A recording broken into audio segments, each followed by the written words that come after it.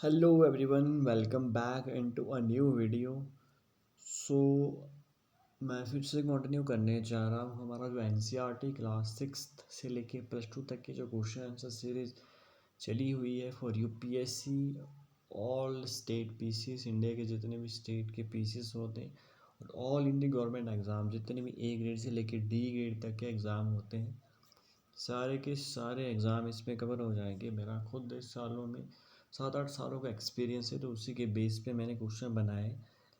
ये क्वेश्चन मैंने class by class, page by page, line by line, जहाँ से भी क्वेश्चन बन सकते हैं वहाँ से क्वेश्चन पिक किए, क्योंकि प्रेजेंट टाइम में जो है 70-80% तक क्वेश्चन एनसीईआरटी बेस्ड ही आते हैं, करंट अफेयर को जोड़ के वो आते हैं।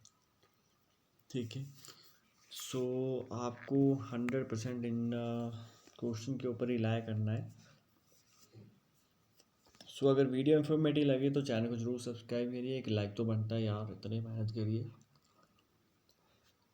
बाकी जो भी नीडी लोग हैं उन तक की वीडियो आप पहुंचा सकते हो, जिनको ज़िंदगी में बहुत बड़ा करना है, रिसोर्स की उनको कमी है, सो उन तक आप ये वीडियो शेयर कर सकते हो।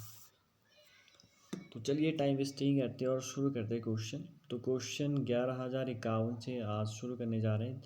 तो क्वेश्चन है कि खनिज क्या है, जिसे ओर्स कहते हैं, मिनरल ओर्स। खनिज क्या है? तो इसका आंसर है भूवैज्ञानिकों के अनुसार खनिज प्राकृतिक रूप से विद्यमान समरूप तत्व है जिसकी निश्चित आंतरिक संरचना होती है।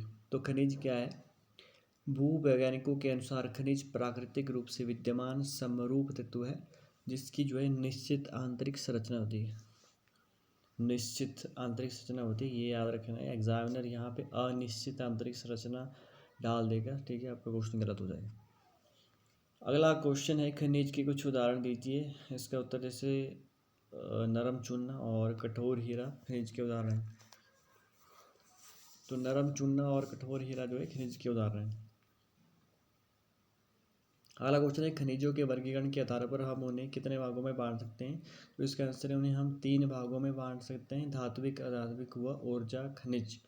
तो खनिजों के वर्गीकरण के आधार पर हम उन्हें कितने भागों में बांट सकते हैं? 3 भागों में बांट सकते हैं, धात्विक, अधात्विक व ऊर्जा खनिज।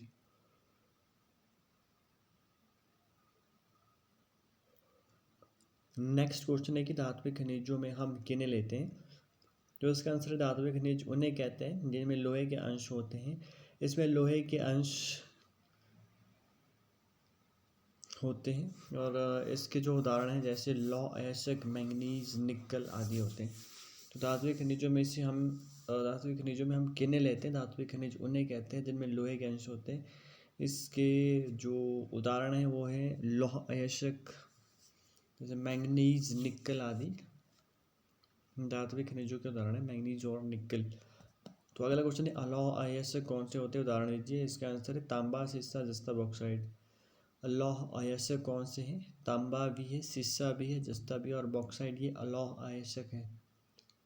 अगला क्वेश्चन है बहुमूल्य खनिज किसे कहा जाता है? इसका आंसर है सोना, चांदी और प्लेटिनम को बहुमूल्य खनिज कहा जाता है। तो बहुमूल्य खनिज किसे कहा जाता है? सोना, चांदी और प्लेटिनम।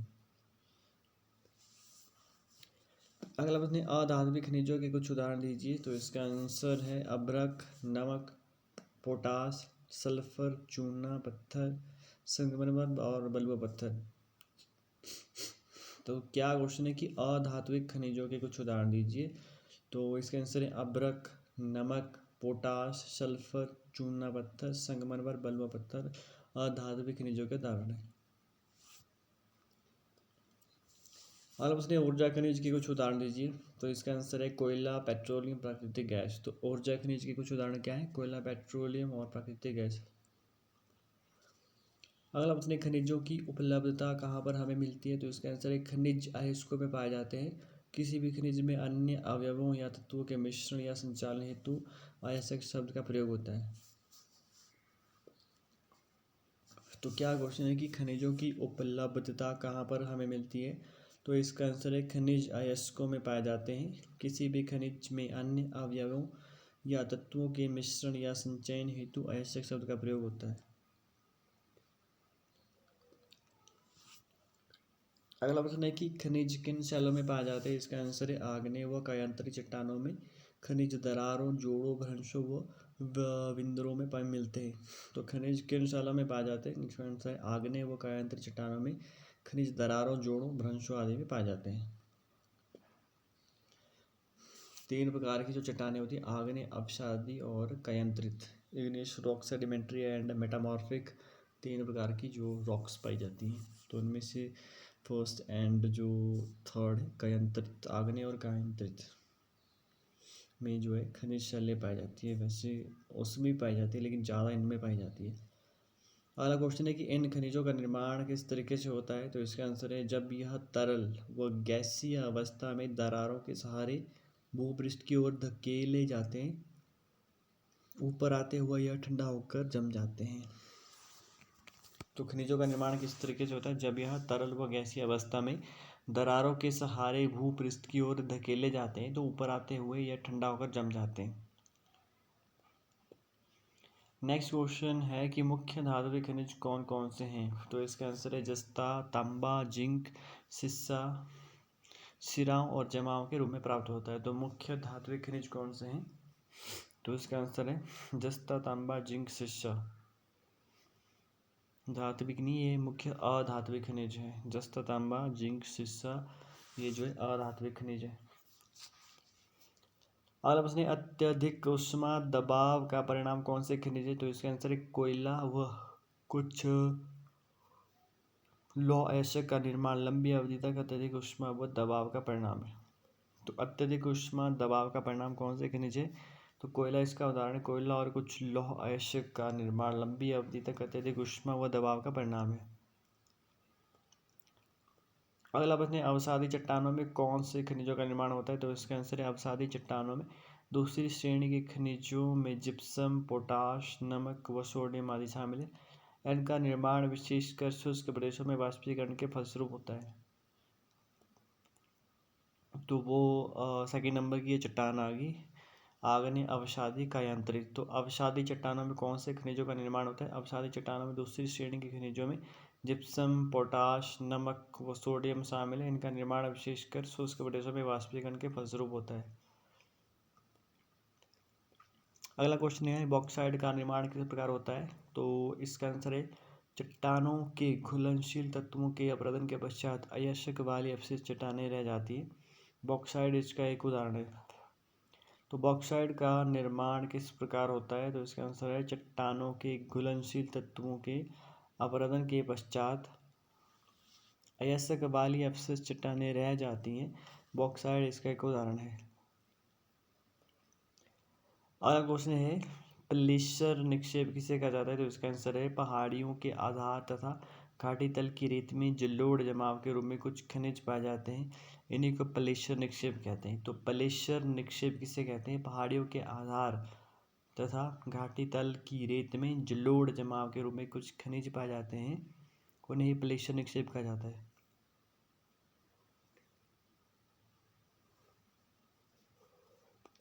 तो अगला क्वेश्चन है कि कौन से खनिज है जो जल द्वारा घर्षित नहीं होते? तो इसका आंसर सोना, चांदी, प्लेटिनम इसके उदाहरण। तो क्या क्वेश्चन है कि कौन से खनिज है जो जल द्वारा घर्षित नहीं होते? तो सोना, चांदी, प्लेटिनम इसके उदाहरण है जो जल द्वारा घर्षित नहीं होते। अगला प्रश्न है सामान्य नमक मैग्नीशियम व ब्रोमाइड किससे प्राप्त होता है? तो इसके आंसर समुद्री जल से मिलते हैं। तो क्वेश्चन क्या है कि सामान्य नमक मैग्नीशियम व ब्रोमाइड किससे प्राप्त होते हैं? तो इसका आंसर समुद्री जल में मिलते हैं। नेक्स्ट क्वेश्चन है महासागर की तली में कौन सी ग्रंथिकाएं पाई जाती है? तो इसका आंसर है महासागर की तली में मैंगनीज ग्रंथिकाएं पाई जाती है। तो क्या क्वेश्चन है कि महासागर की तली में कौन सी ग्रंथिकाएं पाई जाती है? तो महासागर की तली में मैंगनीज ग्रंथिकाएं पाई जाती है। अगला क्वेश्चन है कि प्रायद्वीपीय चट्टानों में कौन कौन से खनिज भंडार पाए जाते हैं? तो इसका आंसर है प्रदेश में चट्टानों में कोयला, धात्विक खनिज, अभ्रक व अनेक आध्यात्मिक खनिज के भंडार पाए जाते हैं। तो प्रायद्वीपीय चट्टानों में कौन कौन से खनिज के भंडार पाए जाते हैं? तो इसका आंसर है प्रदेश में चट्टानों में कोयला, धात्विक खनिज, अभ्रक व अनेक आध्यात्मिक खनिजों के भंडार पाए जाते हैं। अगला क्वेश्चन है, प्रायद्वीप की पश्चिमी व पूर्वी पार्श्वों पर केंद्र राज्यों में तेल के निक्षेप पाए जाते हैं। तो इसका आंसर है, प्रायद्वीप की पश्चिम और पूर्वी पार्श्वों पर गुजरात व असम की तटस्थ चट्टानों में अधिकांश तेल के निक्षेप पाए जाते हैं। तो क्या क्वेश्चन है कि प्रायद्वीप की पश्चिमी व पूर्वी पार्श्वों पर के किन केंद्र और केंद्र या राज्यों में तेल के निक्षेप कहाँ पे पाए जाते हैं? पश्चिम और पूर्व प्रायद्वीप में, पश्चिम और पूर्व में। तो इसका आंसर है कि प्रायद्वीप की पश्चिम और पूर्व पार्श्वों पर गुजरात व असम की तलछटी चट्टानों में अधिकांश तेल के निक्षेप पाए जाते हैं। अगला क्वेश्चन है कि रेड हॉल किसे कहा जाता है? तो इसका आंसर है, मेघालय में कोयला, लोहा, चूना पत्थर, डोलोमाइट के भंडार पाए जाते हैं। मेघालय का जो चेरापूंजी में कोयले का खनन परिवार के सदस्यों द्वारा संकीर्ण सुरंग द्वारा होता है, जिसे ही रेड होल कहा जाता है।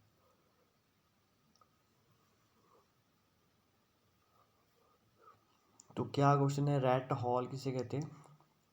जैसे चूहे का घर जिसे कहते हैं, उससे किसे कहते हैं मेघालय में? तो मेघालय में कोयला, लोहा, चूना पत्थर, डोलोमाइट के भंडार पाए जाते हैं। चेरापूंजी में कोयले का खनन परिवार के सदस्यों द्वारा संकीर्ण सुरंग द्वारा होता है, जिसे रेड हॉल कहा जाता है। अगला जो टॉपिक है वो है लौह खनिज। क्वेश्चन है कि सभी धातुविक खनिजों के कुल उत्पादन मूल्य में लोहे का भाग क्या है? तो इसका आंसर है 3/4। सभी धात्विक खनिजों के कुल उत्पादन मूल्य में लोहे का भाग क्या है? 3/4 भाग। अगर अपने लौह अयस्क उत्पादन में राज्यों का अंश कितना है? तो इसका आंसर है, फर्स्ट नंबर पे है उड़ीसा 52%, दूसरे नंबर पर छत्तीसगढ़, तीसरे नंबर पर कर्नाटक। तो लौह अयस्क उत्पादन में राज्यों का अंश कितना है? उड़ीसा 52%, छत्तीसगढ़ 16%, कर्नाटक 14%। अगला प्रश्न है, कन्नड़ भाषा में कुதிरे शब्द का अर्थ क्या है? तो इसका आंसर है घोड़ा। तो कन्नड़ भाषा में कुதிरे शब्द किसके लिए इस्तेमाल किया जाता है? तो इसका आंसर है घोड़े के लिए। अगला क्वेश्चन है, बैलाडेला की पहाड़ियाँ किसके नाम से बैलाडेला नाम पड़ा? तो इसका आंसर है, बैलाडेला की पहाड़ियाँ बैल की डील से मिलती जुलती है, इसके कारण यह नाम पड़ा। तो बैलाडेला की पहाड़ियाँ किसके नाम से यह नाम पड़ा? तो बैलाडेला की पहाड़ियाँ बैल की डील से मिलती जुलती है, जिसके कारण यह नाम पड़ा। अगला क्वेश्चन है, भारत में सर्वोत्तम प्रकार का लोहा कौन सा है? तो इसका आंसर है मैग्नेटाइट। मैग्नेटाइट इसमें सर्वश्रेष्ठ चुंबकीय गुण होते हैं जो विद्युत उद्योगों में उपयोग होती हैं। तो भारत में सर्वोत्तम प्रकार का लोहा कौन सा है? मैग्नेटाइट। इसमें सर्वश्रेष्ठ चुंबकीय गुण होते हैं जो विद्युत उद्योगों में उपयोगी होते हैं। मैग्नेटाइट होता है, हेमेटाइट और लैग्नेटाइट, इस प्रकार के होते हैं। ये लोहे के प्रकार हैं, उसमें सर्वोत्तम प्रकार का लोहा है ये मैग्नेटाइट।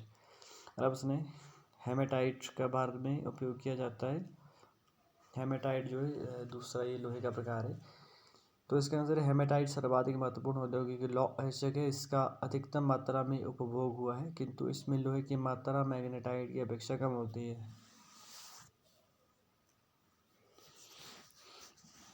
ठीक है, तो याद रखना है कि लोहे के ये नाम भी पूछे जाते हैं। मैग्नेटाइट सबसे मतलब हाईएस्ट क्वालिटी का ए ग्रेड का, उसके बाद हेमेटाइट बी ग्रेड का। तो हेमेटाइट का भारत में कितना उपयोग किया जाता है? हेमेटाइट सर्वाधिक महत्वपूर्ण औद्योगिक लौह अयस्क है, मतलब उद्योगों में इसका उपयोग किया जाता है। इसका अधिकतम मात्रा में उपभोग हुआ है, किंतु इसमें लोहे की मात्रा मैग्नेटाइट की अपेक्षा कम होती है। तो अगला क्वेश्चन है कि भारत में लौह पेटियाँ किन राज्यों में पाई जाती है? तो इसका आंसर है उड़ीसा, झारखंड, पेटी में। तो भारत में लौह पेटियाँ किन राज्यों में पाई जाती हैं? तो लौह पेटियाँ भारत में उड़ीसा और झारखंड में पाई जाती हैं, लोहे की पेटियाँ। अगला प्रश्न है, उड़ीसा में कौन सा लोहा पाया जाता है? तो इसका आंसर उड़ीसा में उच्च कोटि का हेमेटाइट लोहा मयूरभंज, केन्दुझर जिलों में बादाम पहाड़ से निकलता है।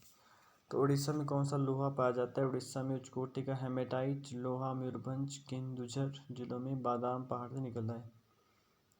अगला प्रश्न है, झारखंड के किस स्थान से हेमेटाइट का खनन होता है? तो इसका आंसर झारखंड के सिंहभूम जिले में गुवा व नोआमुंडी से हेमेटाइट का उत्पादन किया जाता है।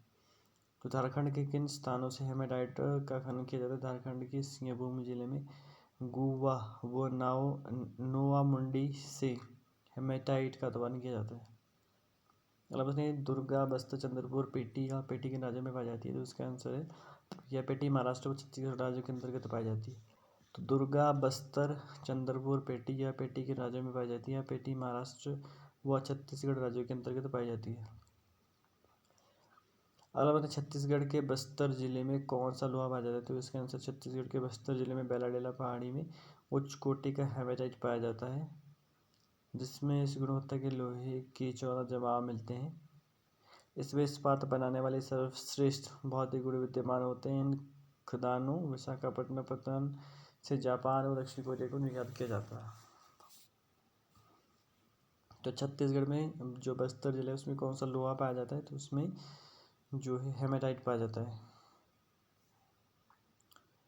अगला प्रश्न है कर्नाटक में किन क्षेत्रों में लोहा पाया जाता है, तो इसका आंसर है बेल्लारी, चित्रदुर्ग, चिक्कमंगलूर, तुमकुरू, पेटी में कर्नाटक में लोहा पाया जाता है। तो कर्नाटक में लोहा कहाँ पाया जाता है, बेल्लारी में पाया जाता है, तो ये चित्रदुर्ग में, चिक्कमंगलूर और तुमकुरू। कर्नाटक के पश्चिमी घाट में कुद्रेमुख की मुख्य खान लोहा करदम रूप से पाइपलाइन द्वारा मंगलुरु के निकट पत्तन भेजा जाता है। अगला प्रश्न है महाराष्ट्र गुवाहाटी में कहाँ पर लोहा पाया जाता है, इसका आंसर है महाराष्ट्र गोवा पेटी। यह पेटी गोवा महाराष्ट्र के रत्नगिरी जिले में है। यहाँ लोहा खत्म नहीं है, यहाँ का लोहा मतलब उत्तम नहीं है, मारमा गांव से उसका निर्यात किया जाता है। महाराष्ट्र गुवाहाटी में कहाँ पर लोहा पाया जाता है, महाराष्ट्र गोवा पेटी में। यह पेटी गोवा महाराष्ट्र के रत्नगिरी जिले में है। यहाँ लोहा उत्तम क्वालिटी का नहीं है, मारमा गांव से इसका निर्यात किया जाता है। अगला मैंगनीज से संबंधित महत्वपूर्ण तथ्य बताइए, तो इसका आंसर है मैंगनीज इस्पात के विनिर्माण में प्रयोग किया जाता है। तो मैंगनीज इस्पात के विनिर्माण में प्रयोग किया जाता है। 1 टन इस्पात बनाने में 10 किलोग्राम मैंगनीज का आवश्यकता होती है। तो 1 टन इस्पात बनाने में 10 किलोग्राम मैंगनीज की आवश्यकता होती है। अगला प्रश्न है मैंगनीज का उपयोग किस में किया जाता है, तो इसका आंसर है मैंगनीज का उपयोग ब्लीचिंग पाउडर, कीटनाशक दवाई और पेंट बनाने में किया जाता है। पेंट जो है घर को जो पेंट किया जाता है उसमें। तो मैंगनीज का उपयोग किस में किया जाता है, तो इसका आंसर है मैंगनीज का उपयोग ब्लीचिंग पाउडर, कीटनाशक दवाई और पेंट बनाने में किया जाता है।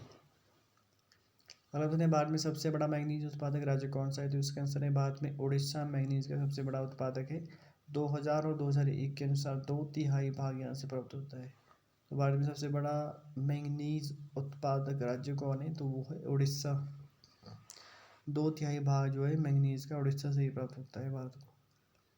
अगला है अल्लाह खनिज से संबंधित महत्वपूर्ण तथ्य बताएं, तो इसका आंसर है भारत में इसकी राशि व उत्पादन संतोषजनक नहीं है। मतलब अल्लाह आयसक जो है इंडिया में काफ़ी रेयर पाए जाते हैं। वे खनिज जिनमें तांबा, बॉक्साइट, शीशा, सोना आती है, वे खनिज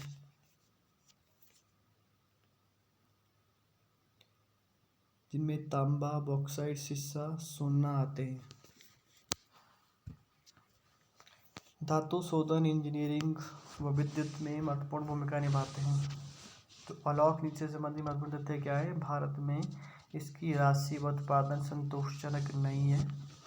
वे खनिज जिनमें तांबा, बॉक्साइट, शीशा और सोना आते हैं, धातु शोधन, इंजीनियरिंग व विद्युत में महत्वपूर्ण भूमिका निभाते हैं। अगला क्वेश्चन है भारत में तांबे का भंडार व उत्पादक क्या है, तो इसका आंसर है भारत में तांबे के भंडार उत्पादन न्यून है। घातवर्ध्य, तन्य, ताप सुचालक यह है। तो भारत में तांबे का भंडार व उत्पादन क्या है, भारत में तांबे के भंडार उत्पादन न्यून है। घातवर्ध्य, तन्य, ताप सुचालक यह है। अगला तांबे का उपयोग किसको बनाने में किया जाता है, तो इसके आंसर तांबे का उपयोग बिजली की तार बनाने में होता है, इलेक्ट्रॉनिक रसायन उद्योग में उपयोग होता है। तो तांबे का उपयोग किसको बनाने में किया जाता है, तो इसका आंसर तांबे का उपयोग बिजली की तार बनाने में होता है, इलेक्ट्रॉनिक रसायन उद्योगों में उपयोग होता है। अगला भारत के किस राज्य में 52% तांबे का उत्पादन किया जाता है, तो इसका आंसर है मध्य प्रदेश के बालाघाट खदान से उत्पादन किया जाता है। भारत के किस राज्य में 52% तांबे का उत्पादन किया जाता है, तो मध्य प्रदेश के बालाघाट खदान से जो है 52% तांबे का उत्पादन किया जाता है।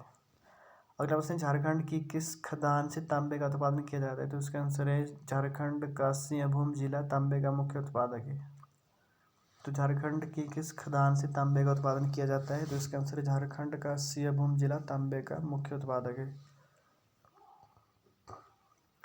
अगला प्रश्न है, राजस्थान में तांबा कहाँ प्राप्त होता है? तो इसका आंसर है राजस्थान की खेतड़ी में तांबा प्रसिद्ध है। तो कॉपर राजस्थान में कहाँ पे है?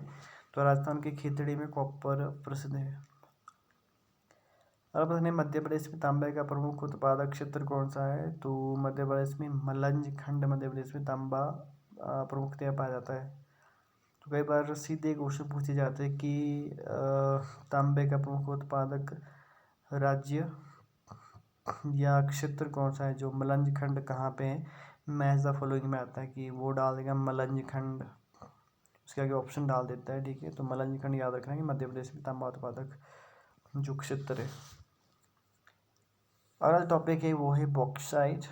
क्वेश्चन है कि एल्यूमिनियम जैसे दिखने वाले पदार्थ किससे प्राप्त किए जाते हैं? तो इसका आंसर है बॉक्साइट से। क्या क्वेश्चन है कि एल्यूमिनियम जैसे दिखने वाले पदार्थ किससे प्राप्त किए जाते हैं? तो बॉक्साइट से। अगला क्वेश्चन है कि बॉक्साइट निक्षेपों की रचना किससे प्राप्त होती है? तो इसका आंसर है बॉक्साइट की रचना एल्यूमिनियम सिलिकेट से संबंधित व्यापक विभिन्नता वाली चट्टानों के विघटन से होती है। तो बॉक्साइट निक्षेपों की रचना किससे होती है? तो इसका आंसर है बॉक्साइट की रचना एल्यूमिनियम सिलिकेट से संबंधित व्यापक विभिन्नता वाली चट्टानों के विघटन से होती है। अगला प्रश्न है कि एल्यूमिनियम से संबंधित महत्वपूर्ण तथ्य बताएं। तो इसका आंसर है एल्यूमिनियम एक धातु है, यह लोहे जैसी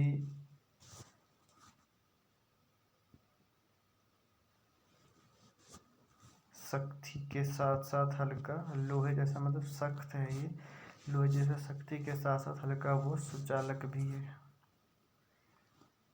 तो मतलब एल्यूमिनियम जो है उसमें लोहे जैसे ही गुण होते हैं, जो हल्का, सुचालक, वो सशक्त, मतलब स्ट्रॉन्ग होता है। अगला क्वेश्चन है 11,099, भारत में बॉक्साइट कहाँ पे पाया जाता है? तो भारत में बॉक्सिंग कहाँ पे खेली जाती है? अमरकंटक पठार पर, अन्नपूर्णा पहाड़ियाँ, अनूपपुर जिला मध्य प्रदेश, मेघालय की पहाड़ियाँ, बिलासपुर कटनी मध्य प्रदेश और छत्तीसगढ़ के बीच में पाया जाता है। तो भारत में बॉक्साइट कहाँ पे पाया जाता है? भारत में बॉक्साइट अमरकंटक पठार, अनूपपुर पहाड़ियाँ, अनूपपुर जिला मध्य प्रदेश, मेघालय की पहाड़ियाँ, बिलासपुर कटनी मध्य प्रदेश और छत्तीसगढ़ के बीच में पाया जाता है।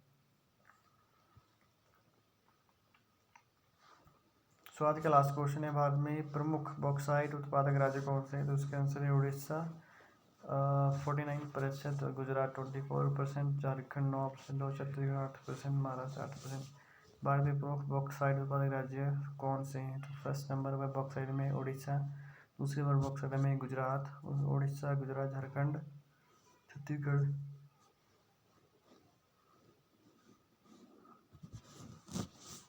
बॉक्साइट से याद रखना कि बॉक्सिंग उत्पादक राज्य सबसे ज़्यादा कौन है? तो सबसे ज़्यादा बॉक्सिंग उड़ीसा में होती है, उसके बाद गुजरात में होती है, उसके बाद झारखंड में होती है, उसके बाद छत्तीसगढ़, महाराष्ट्र में होती है। सो आज का सेशन इतना ही था, वीडियो को यही एंड करते हैं। और बार बार रिवाइजन चीज़ों को करना है। अगर आपको गवर्नमेंट जॉब चाहिए तो उसके लिए आपको ये बार बार रिवाइज करना ही पड़ेगा, क्योंकि अनसक्सेस के पीछे हमारा जो रिवीजन नहीं हो पाता, हम एक दो बार करते हैं ऊपर से और कहते हैं कि हमने बहुत पढ़ लिया, बट इसके लिए रिक्वायरमेंट है बहुत ज़्यादा बार इसका रिवीजन करने की। हो सके तो नोट्स बना लेना इनकी। तो चलिए इस सेशन को यहीं एंड करते हैं और मिलते हैं नेक्स्ट वीडियो में। तब तक के लिए जय हिंद, जय भारत, भारत माता की जय। आप जो ज़िंदगी में बहुत जल्दी सक्सेस हो, यही ऊपर वाले से कामना है। जय श्री कृष्ण।